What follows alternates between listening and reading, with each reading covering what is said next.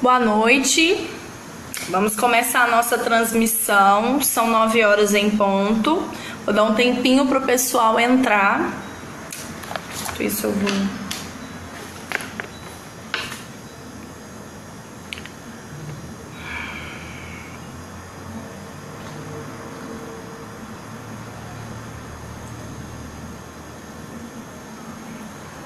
Janaína está online, Tamira está online. Bom, a gente tem 11 pessoas online. Vou esperar mais 2 minutinhos para a gente entrar no nosso assunto. Enquanto isso, eu vou falar para você ficar à vontade, deixar suas dúvidas nos comentários. David Florenço, beijo. E aí, daqui a pouquinho, eu já começo a transmissão. Então, hoje vai ser uma transmissão mais curta. Eu não trouxe um tema específico porque a ideia é justamente tirar algumas dúvidas que a gente recebe e também eu gostaria de deixar um tempo maior de interação das pessoas que assistem, porque sempre é difícil a gente conseguir responder as perguntas, então vou deixar mais tempo. Ei, sumi mesmo, mas estou de volta. Penha Garcia, um beijo. Bom, 15 pessoas, eu vou começar. Então é isso, a transmissão de hoje você tem a liberdade de mandar a sua dúvida aí nos comentários. Por isso que a gente não estabeleceu um tema específico, porque a gente quer justamente essa interação. Então assim, a gente já recebeu algumas dúvidas que a gente vai responder aqui. A gente tem um grupo de noiva e algumas mandaram inbox, outras manifestaram lá. Então assim, a primeira coisa, eu vou tentar ao máximo falar de forma a ficar bom para ambos os lados, né? Tanto para o fornecedor quanto para a noiva. Mas a primeira dúvida que eu vou responder é até da nossa noivinha, a Amanda, que casa final do ano desse ano, né? Porque já estamos em 2017. E é sobre noivos que professam religiões diferentes, né? Como que pode ser feito um casamento entre noivos que professam religiões distintas? Que no caso é o casamento ou interconvencional ou interreligioso. Ele é interconvencional quando ele é entre pessoas de religiões totalmente distintas. Por exemplo, a gente tem o cristianismo, né? As pessoas que são cristãs, que elas se ramificam em cristão protestante ou cristão católico. Então, nessa situação, esse casamento ele é interreligioso. Então, a primeira coisa é um casamento ecumênico. E, no caso, tem um celebrante que ele vai fazer um casamento não religioso, mas espiritual. A gente tem a Leandra Zanetti, inclusive uma das últimas transmissões que a gente fez foi com ela. Ela é uma celebrante que ela faz os casamentos, no caso espirituais, com toda emoção, mas não necessariamente religioso. Então você precisa saber que você tem essa possibilidade de fazer. Agora, a primeira coisa que os noivos de religiões diferentes têm que pensar que este é um ponto a ser trabalhado na celebração do casamento, já que temos religiões onde os dogmas não se encaixam, mas isso não pode ser um problema no casamento em si, que começa após o casamento. Então, isso é algo a ser administrado na vida dos dois. Mas, celebrante, muitas vezes se você tiver o sonho de casar na igreja católica e seu noivo professa uma outra religião, vocês vão precisar entrar em comum acordo. Mas uma vez entrando em acordo, a gente tem várias opções, né, em fazer um casamento ecumênico com um celebrante que vai contar a história dos dois, mas não necessariamente numa ótica religiosa. Isso é para noiva muito, né? Agora, outra coisa, agora eu vou falar uma dúvida para fornecedor. Vou falar sobre desistência de contrato, na verdade para os dois, né? Isso é uma situação que eu trouxe. Que bom, Rosalinda, que tá bom. Ei, Penha, beijo, saudades. Sam também tá assistindo. Então, que bom que tá bom. Podem ir falando aí nos comentários. Então, vou falar sobre desistência de contrato. Essa é uma situação que me apareceu essa semana, não necessariamente com cliente, né? Foi um cliente que me contratou na parte jurídica, não um cliente da área de eventos, mas se aplica a qualquer situação, então eu vou trazer para vocês. Desistência de contrato. Eu, noiva, vou casar, então eu fechei o contrato, dei entrada, mas só que eu vou desistir. Posso desistir? Posso. Eu vou perder a minha entrada? Todo mundo sabe, deu de entrada, desistiu do contrato, perdi a entrada, certo? Depende. Tem em contrato? Tem que existir previsão contratual para desistência. A legislação fala que o contrato onde não tem a previsão de desistência, não fala nada, em regra, ele é irrenunciável. É um contrato que você é obrigado a cumprir. Então, se você, fornecedor, tem o seu contrato que não fala nada sobre desistência, é porque não pode desistir. Uma vez que você desiste, você está descumprindo o contrato. Ou seja, tem que ter previsão de multa. Se você não tem previsão de multa nesse contrato, você não pode cobrar.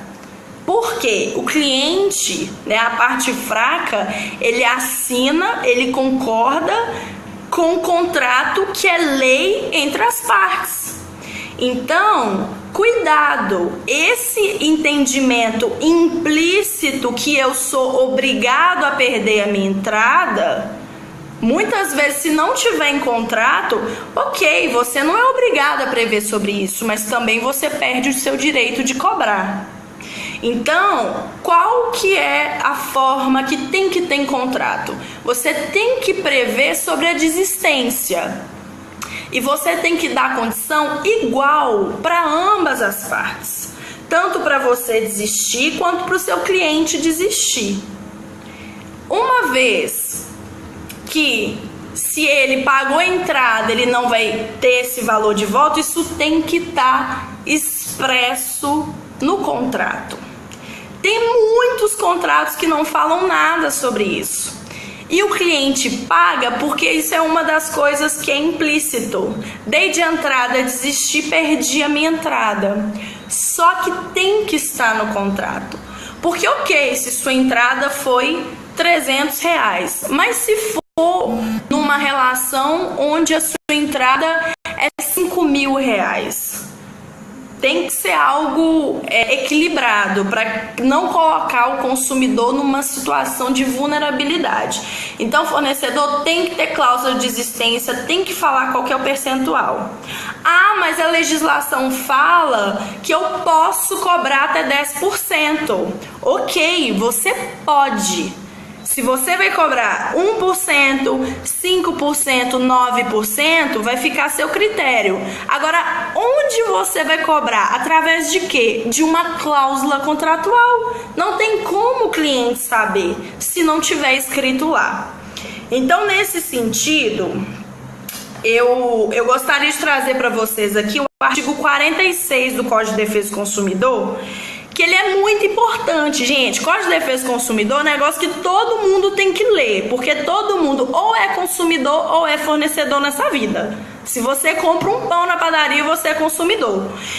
Se você é fornecedor do setor de eventos, você é fornecedor e você se encaixa na relação de consumo. Então, se não dá para ler tudo, pelo amor de Deus, lê pelo menos a partir do artigo 46, joga na internet, Código de Defesa do Consumidor, artigo 46 até o 51. Que lá no 46 começa a falar sobre contrato e o 51 fala sobre cláusula abusiva, o que você não pode fazer. O artigo 46 fala assim: os contratos que regulam as relações de consumo não obrigarão os consumidores, se não lhe for dada a oportunidade de tomar conhecimento prévio de seu conteúdo ou se os respectivos instrumentos forem redigidos de modo a dificultar a compreensão e sentido e alcance. E aí o artigo 47 ainda fala assim: as cláusulas contratuais serão interpretadas de maneiras mais favoráveis ao consumidor. O Código Civil ainda fala esse artigo falando sobre favorável ao aderente. Eu, noiva, vou fechar um contrato, toda felizinha, pedir para o fornecedor: me manda esse contrato via e-mail para que eu possa analisar. Aí o que o fornecedor fala? Não, o contrato é meu, não vou mexer no meu contrato. Esse fornecedor trabalha na margem do risco. Esse contrato não é seu, esse contrato é de vocês. Você tem obrigação de enviar o contrato para o seu cliente antes, para ele ler, alterar o que ele quiser alterar, e aí você altera, senta com ele, lê e vocês assinam junto. Então o seu cliente ele tem poder para alterar o seu contrato, porque o seu contrato não é seu, é de vocês. Então, é isso. E você, fornecedor, mostra essa clareza para o seu cliente. Você mesmo tem essa prontidão de solicitar o e-mail do cliente e falar assim: deixa eu te enviar o nosso contrato para você ler, para você alterar se você quiser, e aí depois a gente assina. Se você tem medo de enviar o seu contrato para o seu cliente, porque o seu contrato é um contrato abusivo, e de nada adianta você escrever coisas que você está prejudicando, é muito pior para você, porque se o cliente vai na justiça, acabou, o juiz decai cláusulas mesmo que não devem ser cumpridas e ainda te aplica uma multa. Então, assim, contrato, gente, tem que ser algo claro, ninguém pode ter medo de conversar sobre contrato, principalmente numa relação de consumo.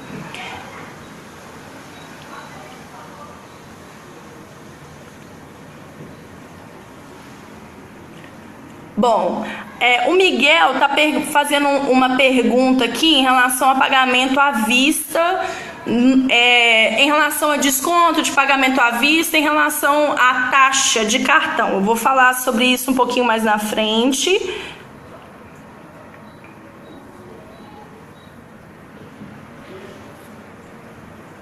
Gente, Rosalinda falando sobre falência.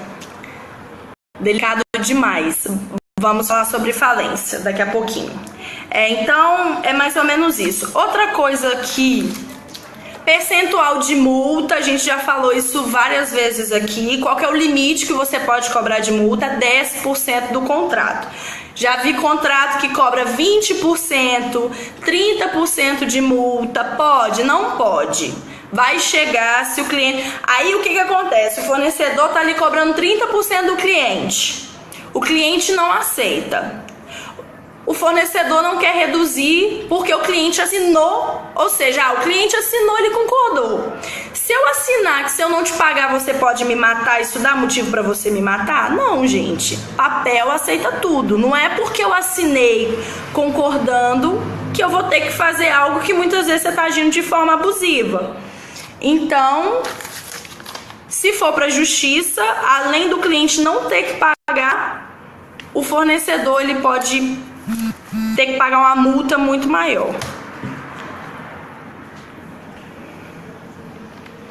Bom, vou dar uma paradinha aqui e vou ler os comentários para ver se eu consigo já responder alguma dúvida de vocês.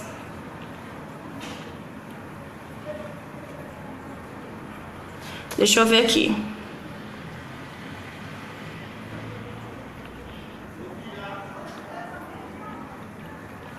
Ei, Tatiane, tudo bom? Ah, Tatiane Vieira. Então, Tatiane perguntou assim, gente, ó, isso daqui é pertinente porque cabe para todos os fornecedores. Quando eu tenho uma noiva, a noiva me contratou para um evento do dia para X pessoas. Aí, ao chegar no casamento, essa noiva mudou mais do que o dobro no número dos convidados. Como eu devo agir? Qual que é a postura indicada? Bom, vamos lá. A Tatiana explicou aqui que isso é uma assessoria do dia, né? Ou seja, ela chegou lá para atender o cliente só no dia. Bom, essa dúvida é muito pertinente porque não envolve só a Tatiane. Na verdade, isso vai interferir em todos os fornecedores, principalmente buffet e decoração. Primeiro ponto, Tatiane, é aquela velha história que a gente fala da assessoria do dia. A assessoria pro dia fluir, a gente entende que tem uma série de informações que a gente tem que captar e processar muito antes do dia. É impossível eu ter domínio do evento se eu chegar no dia do evento e não ter pego todos os contratos, todos os orçamentos, sem eu ter feito um cronograma, um checklist daquilo tudo, sem ter alinhado com os fornecedores. Então, por exemplo, a minha assessoria para atender o dia começa no mínimo 30 dias antes. E é durante esses 30 dias que você alinha esse tipo de informação. Principalmente uma delas é a quantidade de convidados. Então, você senta com a noiva e pergunta qual que é a quantidade de convidados para o seu evento. São 100 pessoas? Ótimo, porque precisamos alinhar isso junto ao buffet. O buffet está preparado para atender 100. O contrato dele prevê que de excedente ele cobra até 10%, ou seja, se chegar a 110, ele vai atender bem e depois você vai pagar esses 10 que excedeu. O decorador decorou o espaço para 100 pessoas sentarem, não para 130. Então, muitas vezes, isso é um reflexo de uma falta de alinhamento do pré-evento. É impossível você sentar com a noiva e mostrar para ela a implicância, os reflexos de uma não transparência, porque não adianta ela achar que ela vai fechar só para 100 e vai fazer um evento para 150, porque não vai acontecer. E mostrar para ela, inclusive, que o buffet pode cobrar dela uma multa por ela ter descumprido o contrato. Porque muitas vezes a gente acha que é só o fornecedor que descumpre contrato. Não! Cliente principalmente descumpre. Quando ele fala que o evento é para 100 e na verdade ele coloca lá 150 pessoas. Eu posso cobrar sim uma multa dele porque ele descumpriu e impactou. Então, eu falo assim que 90% das vezes é uma falta de alinhamento anterior. Chegou no dia, mesmo assim, o cliente tá lá, apareceu 150, primeira coisa, quem são essas 150? O casamento precisa, antes dele acontecer, tem que estar na minha mão, lista de presença, os excedentes, tem que estar com buffet. A gente reitera a importância de só exceder X, porque se chegar X a mais não vai sentar, vai ficar de pé, não vai comer. Então assim, tem uma série de situações que são preventivas para que isso não aconteça e 99% das vezes funciona. E uma vez que mesmo assim exceder, se exceder dentro do percentual previsto nos contratos, ótimos fornecedores podem, vão atender. Agora, se foi uma atitude de má fé, aí muitas vezes o cliente vai ter que arcar, porque o buffet, a assessoria, todo mundo pode cobrar multa por conta disso. Mas 99% do caso você soluciona isso no pré-evento, conversando no seu checklist. Se você reúne 30 dias antes com seu cliente, você faz um checklist, confere, explica para ele todas as nuances do contrato. Ele resolve as pendências, volta para você, você monta cronograma, entra em contato com todos os fornecedores. A noiva não vai querer correr esse risco. Então, assim, muitas vezes no pré-evento você consegue solucionar isso.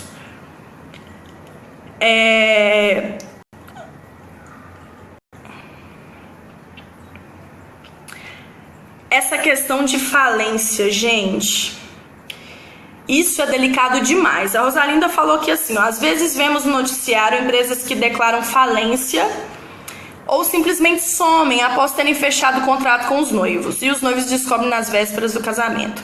Quem é de Minas lembra do caso de Teresa Cavalcante. Terrível. Foi um buffet super conceituado de Minas que deixou várias noivas desesperadas na véspera do casamento. O que acontece?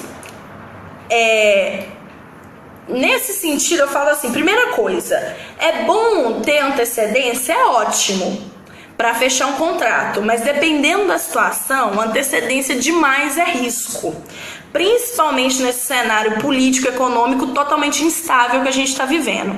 Hoje, esse fornecedor está aqui, daqui 2 anos, daqui 2 anos ele vai estar, não sei.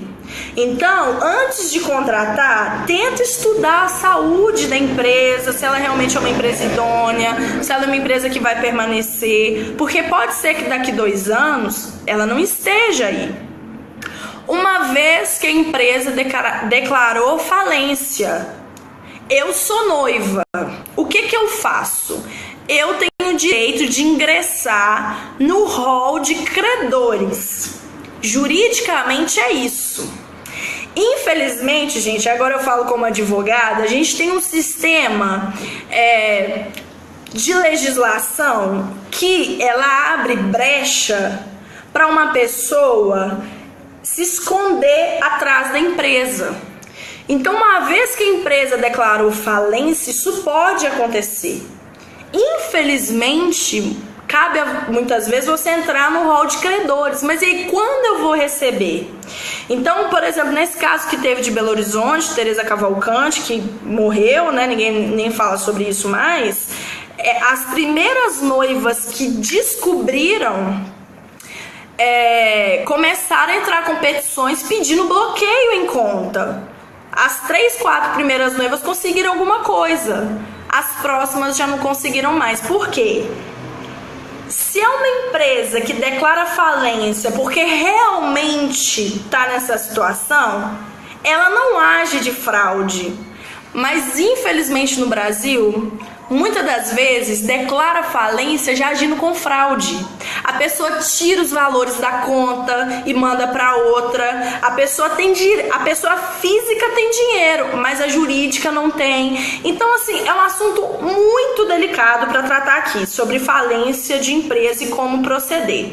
Juridicamente, você tem direito a ingressar no rol de credores.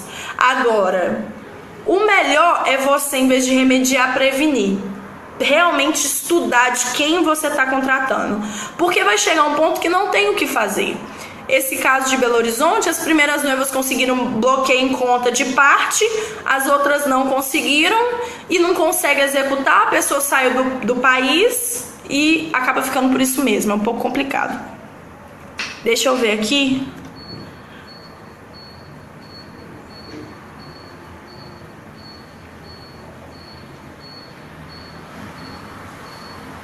Bom, parabéns pela iniciativa. Eu vou parar aqui, eu vou voltar para as perguntas. Outra coisa, uma noiva perguntou o seguinte: o que entra no custo do casamento? Bom, quando eu penso em casamento, a festa, né, esse rito de cerimônia e festa que a gente realiza, eu tenho que pensar nos itens que são essenciais, os principais, os primordiais e os itens acessórios, ok? Então, são os itens principais da primeira classe, que a gente chama, aqueles que são ou mais caros ou indispensáveis. Então, ninguém casa sem local para cerimônia, local para recepção, sem os trajes, seja vestido, seja o que for, comida, bebida, música. Então, são aqueles itens que, decoração, obviamente, que sem eles a festa não acontece. Agora, eu tenho os itens que são acessórios, plaquinhas, personalizados, alguns itens menores. Então, na hora de fazer a contratação, você tem que priorizar os itens que são principais. Fotografia, por exemplo, imagem, para mim é item principal, sem dúvidas. Cinegrafia hoje, principalmente nessa onda dos tapes que são maravilhosos, também. Só que às vezes é uma noiva que não tem verba um pouquinho para cinegrafia. Então ela acaba tendo que pensar agora. Esse jogo nas contratações é essencial esse jogo.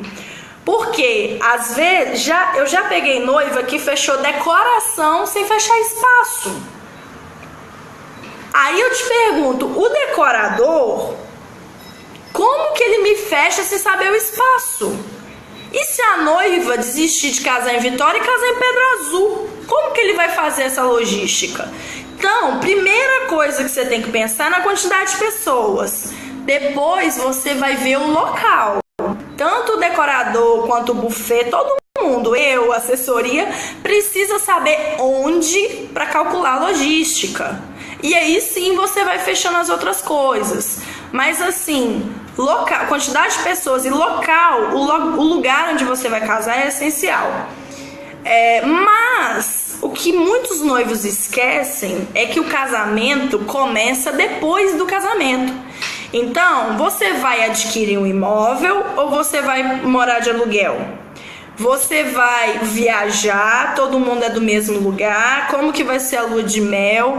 Você tá mobiliando a sua casa, por exemplo, a gente tem parceria com a Casa 10, que é uma loja maravilhosa ali na Fernando Ferrari, aqui em Vitória, que tem descontos, condições excepcionais para as nossas noivas. É algo a se pensar, né? Porque a pessoa acha que casamento é a festa, sendo que casamento começa depois do casamento. Aí ela tá muito preocupada em fazer uma festa maneira e aí não mobiliou casa, não fez nada. E aí o casamento vira motivo do divórcio. Então você tem que pensar nas taxas de cartório, nas passagens aéreas, às vezes se os noivos são de lugares diferentes, tudo isso você tem que pensar. Outra coisa que foi uma dúvida, taxa. Teve um fornecedor que perguntou se ele pode cobrar taxa de deslocamento. Pode, gente. O que você não pode é cobrar coisa que não está no contrato. Mas, por exemplo, principalmente para fotógrafo.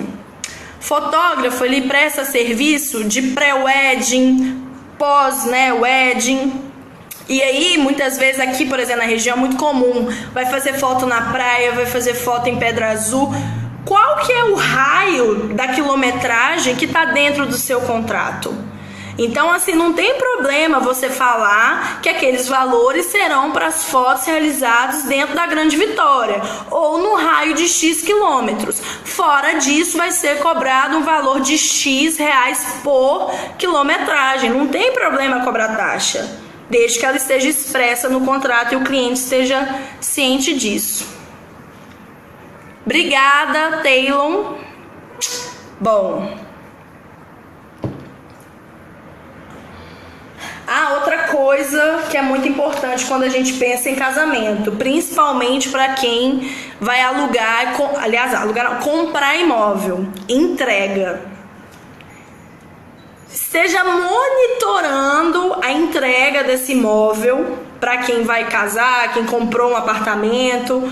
E aí, hoje 90% dos apartamentos estão atrasando a entrega. Depois, você vai ter direito de cobrar na justiça, por exemplo, aí o cliente tem que ir para o aluguel. Os noivos têm que ir para um aluguel com o apartamento pago, pagando prestação, mas o apartamento não sai. Tem que ir para o aluguel, isso dá uma desestruturada. Ok, daqui um tempo você vai ter direito de cobrar isso todos os meses que você teve que ficar no aluguel, porque o apartamento atrasou a entrega. Mas até você ganhar, meu filho, você já acabou com o seu casamento, já passou muita raiva. Então, monitore e se programe. Deixa tudo registrado, depois entra na justiça. Mas quem tá casando aí para pegar imóvel na planta, fique esperto, porque são muito dissabores. Então, nossa, Diogo, esse assunto ele é polêmico. O que acontece? O Diogo perguntou assim, sobre o pagamento. O cliente não pagou o serviço todo até o dia do evento. O fornecedor é obrigado a comparecer no evento? O que acontece? Uma das vantagens do nosso setor é taxa de inadimplência quase zero. Afinal de contas, 90% dos contratos são assim, inclusive o meu. O cliente, ele te dá uma entrada e muitas vezes a gente dá para ele a possibilidade e a flexibilidade dele pagar do jeito que ele quiser, sem estabelecer prestações, até X dias da data do evento. Então, assim, mas por outro lado, se a gente pensar, o consumidor do setor de evento é o consumidor mais confiante do planeta, porque ele paga tudo e depois que ele usufrui.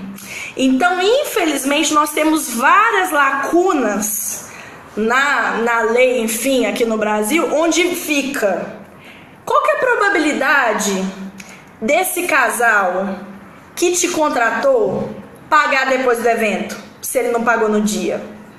Mínima. Agora, existem entendimentos que defendem que, na verdade, como você ainda não entregou, você não poderia cobrar dessa forma. Então, assim, cada caso, Diogo, tem que ser analisado. Tem cliente que você sabe que ele não tem a mínima condições de casar, ele não tem dinheiro, você vai trabalhar e ele não vai te pagar, e tanto você quanto o cliente vai ficar numa situação complicada.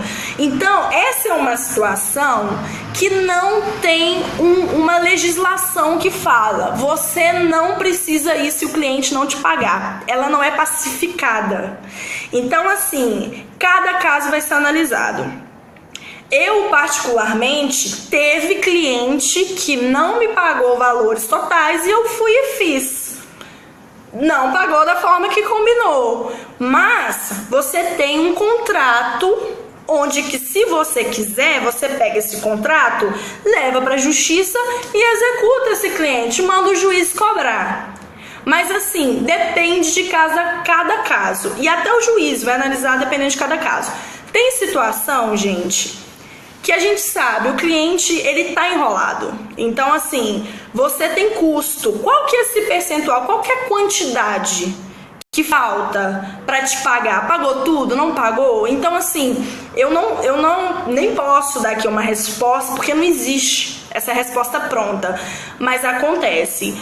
Dependendo do percentual, às vezes um cliente que quase não pagou nada, você conhece, principalmente a gente que é assessora, falou assim: olha, infelizmente, conversa com ele, falou: olha, eu preciso desses valores para pagar a minha equipe. Se minha equipe não receber, ela não vai. Então, sem isso, eu não consigo te entregar. Deixe isso tudo registrado. Na verdade, não é o que acontece, mas a forma que você expõe. Então, explica para o seu cliente. Nós temos um contrato onde você assinou que você vai pagar até a data.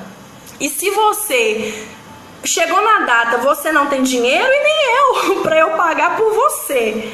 Agora, essa questão de não ir vai depender de cada contrato. Mas tem situação que sim, é melhor você registrar que o cliente descumpriu o contrato, não te pagou, então por isso você não compareceu. E tem situações que é melhor você ir e executar depois. Oi, meu amigo Gustavo Almeida, um beijo, saudade, hein? Gustavo Almeida, ele é decorador também, faz arranjos maravilhosos, buquês, aqui de Vitória, lindo. Beijo pra você. Gente, quantas horas? Ó, 9h34, consegui ver. Bom, eu acho que foi isso. Deixa eu ver se eu anotei mais alguma coisa.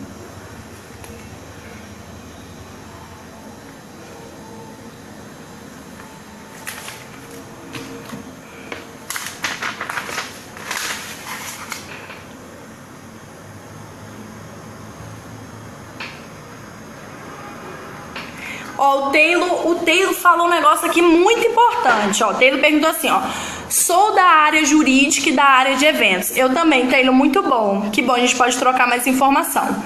E gostaria de saber quais são os doutrinadores ou as leis específicas do ramo de eventos. Tua assessoria de eventos ou jurídica? Ah, legal, ó. Então, vou contar pra vocês. Eu sou advogada por formação, trabalhei 4 anos e 4 meses com consultoria jurídica em sistema de gestão, normas de qualidade. mexia com o evento por hobby, mas chega aquela hora que você tem que escolher. Por ter experiência nessa área, Taylor, eu trouxe esse conhecimento para a área de eventos. Então hoje eu presto assessoria de eventos, especificamente casamentos, que é o que a gente mais faz. E eu também presto consultoria jurídica para fornecedores do setor de eventos. Não existe uma área que trate do direito relacionado ao eventos, gente. Por isso que eu, por ter experiência e vivência nas duas áreas, comecei a tratar sobre isso. Então, Taylor, se você é de as duas áreas igual eu, que ótimo, vamos papear.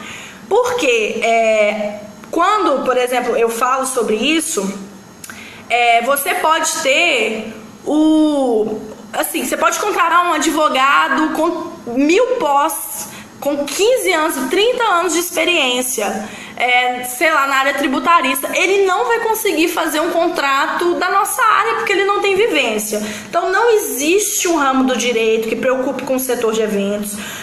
Não existe assim doutrinadores específicos dessa área.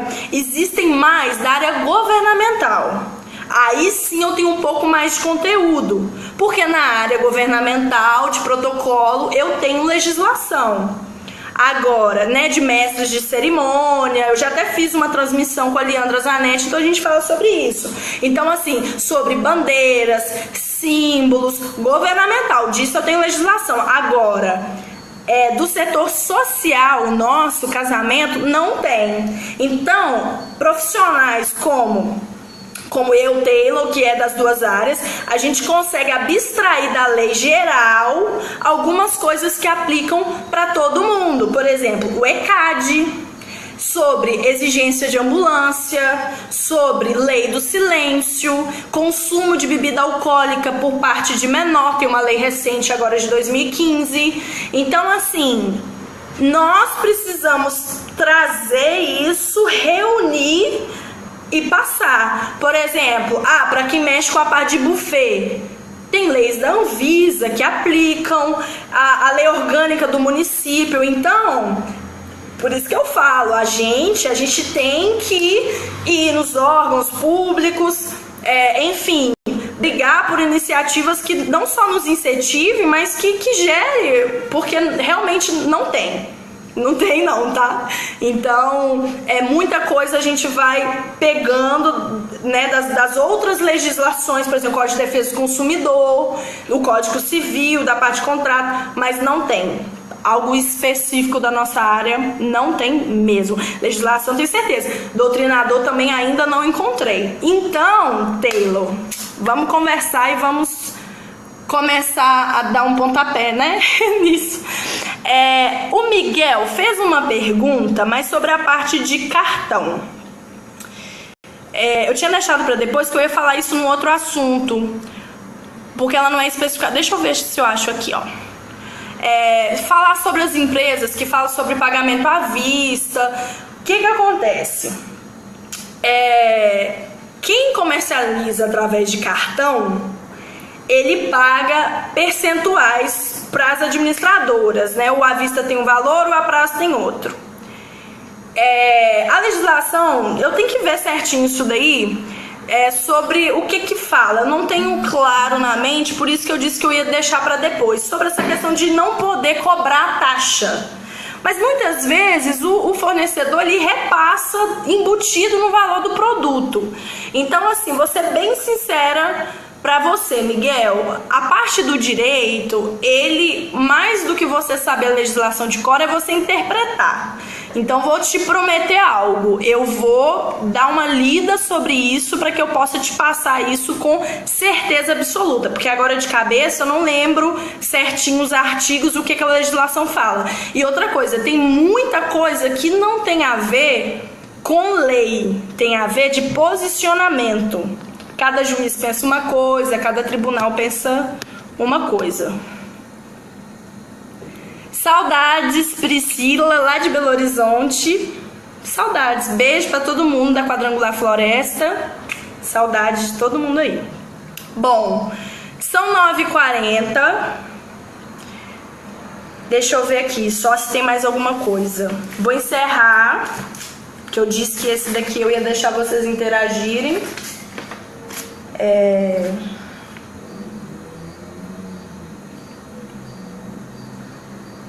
Ó, só vou deixar aqui pra vocês. Eu falei, tá? Do Código de Defesa do Consumidor. Isso aqui é uma legislação específica da parte empresarial. Tá, Taylor? Isso daqui é interessante. Depois a gente pode conversar.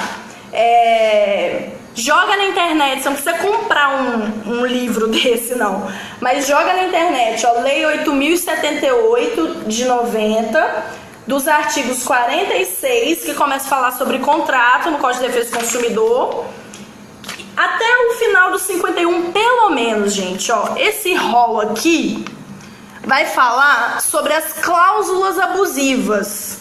O que o fornecedor não pode fazer, tanto para a noiva quanto para fornecedor. Então, isso aqui é básico, gente. Lê isso daqui e aí... Porque tem muita gente que trabalha na margem do risco. E relação de consumo e relação trabalhista, quem é fornecedor e quem é empregador não tem a desculpa de falar que ele não sabia. Ah, eu não sabia. Você tem não só a obrigação de saber as legislações que você tem que cumprir, como você tem que proteger o seu cliente. Então, assim, dá uma lidinha rápido.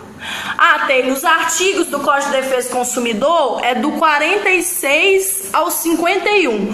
46 começa a falar sobre contrato e aí vai 47, 48, 49 e 51 entra no rol das cláusulas abusivas.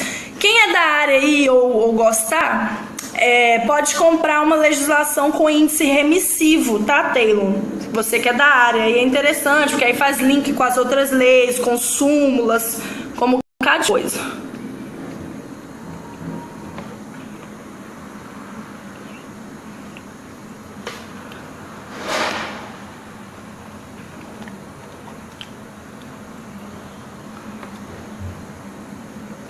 Então, ó, o que quem é da área do evento tem que conhecer? Código de Defesa do Consumidor, Código Civil, né? A parte de processo não precisa preocupar. E com alguns assuntos, por exemplo, consumo de bebida. Deixa eu jogar na internet e põe lá legislação, lei, consumo de bebida, som alto, sabe essas coisas que a gente meio que já sabe? Por exemplo, alimentos. Um buffet que prestou serviço para o casamento da Ana. Quem que é o consumidor? A Ana. Mas se a comida estiver estragada e der algum tipo de problema de saúde em todo mundo se equipara a consumidor também. Então, assim, não existe uma legislação específica. Nós que somos da área do direito, que tem vivência na área de evento, consegue visualizar o que eu posso pegar da área geral e aplicar pra gente.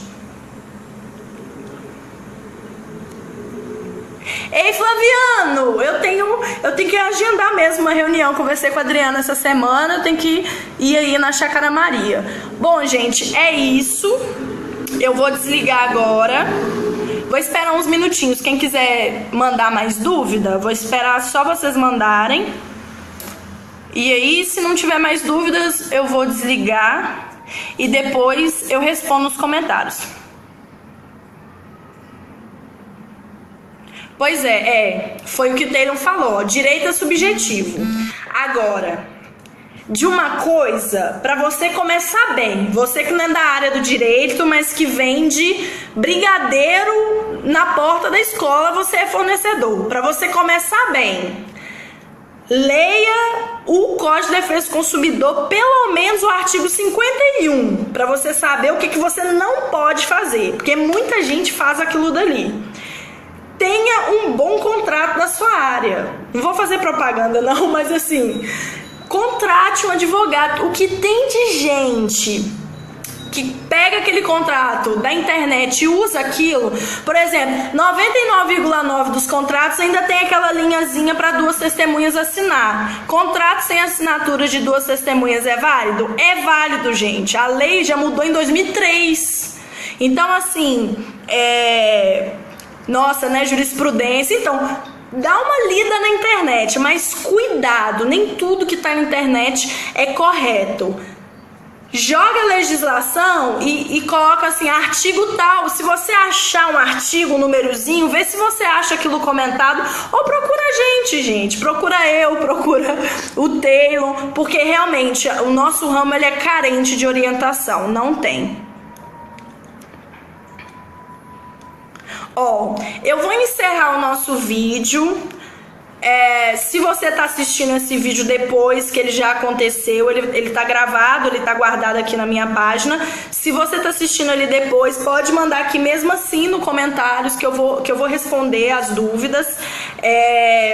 Bom, como o Taylor, né, chegou a perguntar, eu não cheguei nem a me apresentar no início, mas eu sou assessora de eventos, eu faço a parte de assessoria, né, de casamento, e de eventos sociais, mas mais especificamente casamento. Eu também presto consultoria para fornecedores do setor. Então a parte de elaboração de contratos, a parte de curso, consultoria, treinamento, né? Assim, a gente sabe o quanto a nossa área é carente, principalmente nós que somos cerimonialistas. Eu realmente assim consegui trazer de uma outra área uma metodologia, uma forma de destrinchar as informações, mas muitas vezes a gente não consegue encontrar. Eu tive uma experiência que, graças a Deus, foi um presente da minha vida, mas nem todo mundo tem essa oportunidade. Então, assim, se você é fornecedor, você está com dificuldade no seu contrato, ou se você quer algum tipo de treinamento, alguma coisa assim, é só você mandar o seu e-mail que a gente manda a apresentação para você. A gente tem um Instagram, Papo de Noiva e Fornecedores, e o meu Facebook profissional é o meu pessoal. Então, eu tenho só vida profissional aqui nas redes sociais, geralmente é aqui mesmo que eu publico os nossos trabalhos. Pois é, não, mas vamos fazer outras transmissões, tá, Taylor? Muito obrigada. É porque você sabe que é difícil achar alguém, né, que é das duas áreas, mas pode deixar que a gente vai fazer novas transmissões, ó. Beijo pra vocês. Agora eu vou responder nos comentários, tá bom? Até mais.